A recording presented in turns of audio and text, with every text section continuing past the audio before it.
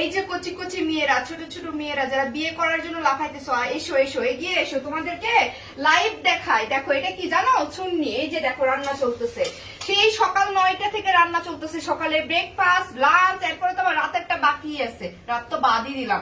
আগে দেখো সুন্নি, এগুলা চিন্তামি না, সুন্নি আবার কারে বলে। আর পেঁয়াজ, এগুলার গন্ধে মনে করো আমি যদি অন্য রুমে থাকি, ওই রুম থেকে চোখে পানি আসে। আর এখন এই পেঁয়াজ রসুন এগুলা এনে ঘুমাইতে হয়, রাতে ঘুমানোর সময় পেঁয়াজ রসুন পাশেই রাখি, কারণ সকালে উঠে তো কাটতে হবে, এগুলা নিয়ে তো আবার রান্না বান্না চড়াইতে হবে।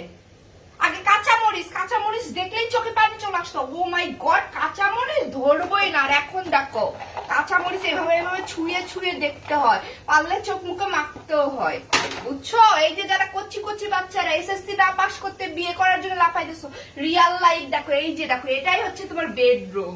ঘুমাবাও এখানে, ঘুম থেকে উঠেও এখানে, ঘুমাতে যাওয়ার আগেও এখানে, বুঝছো? এগুলা দেখে শেখো, যারা এত লাফাইতেছো বিয়ে বিয়ে, এগুলা দেখে একটু শেখো ভাই। এরপরও যদি বিয়ে করতে ইচ্ছা করে করো, তারপরও করো। এই যে রান্না বান্না, এই যে দেখো, মানে কি রান্না করবো এটা ভাবতেই লাগে 3 দিন, বুঝছো? 3 দিন আগে থেকে প্রোগ্রাম করে রাখি, পরের দিন কি রান্না হবে।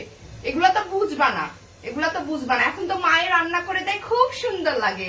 পেঁয়াজের গন্ধ, মা তোমার গা থেকে পেঁয়াজের গন্ধ আসতেছে, একটু শাওয়ার দিয়ে এসো।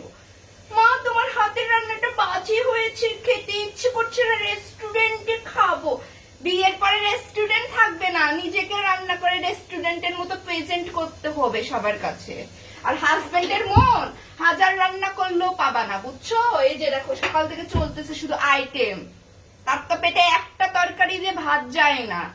মাকে তো অর্ডার করো 3টা 4টা তরকারি রান্না করতে হবে, আর এখন নিজেকে রান্না করতে হচ্ছে 3টা 4টা, নিজেকে রান্না করতে হচ্ছে। এরপর তো সামনে রোজা আসতেছে, এসো এসো, আমি চাই তোমরা এখন বিয়ে করো। এই যে কচি কচি বাচ্চারা, আমি চাচ্ছি তোমরা বিয়ে করো, বুঝছো?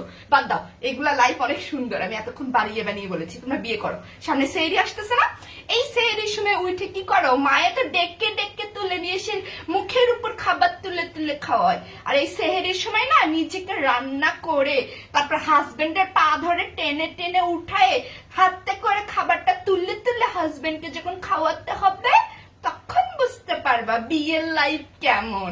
এসো এসো, বিয়ে করো, বিয়ে করো, সবাই বিয়ে করো, তোমাদের জন্য শুভ কামনা, বিয়েই করো। কারণ সামনে তো সেহরির আইটেম আসতেছে না, তারপর ওই যে ইফতারির সময় কি ইফতারি বানাবা। এখন তো ফুড পান্ডাতে ঘুরে ঘুরে ঘুরে ঘুরে খুব মজা লাগে অর্ডার করতে। ইফতারির সময় না না এটা খাবো না, এটা খাবো না, এটা খাবো, এটা অর্ডার করি, তখন না অর্ডার চলবে না। তোমাকে 30 দিন অর্ডার করার জন্য টাকা দিবে, কি ভাবতেছো? অতটাও ভালো না, বুঝছো? উপরে উপরে যা দেখায়, বাস্তবে সেটা না।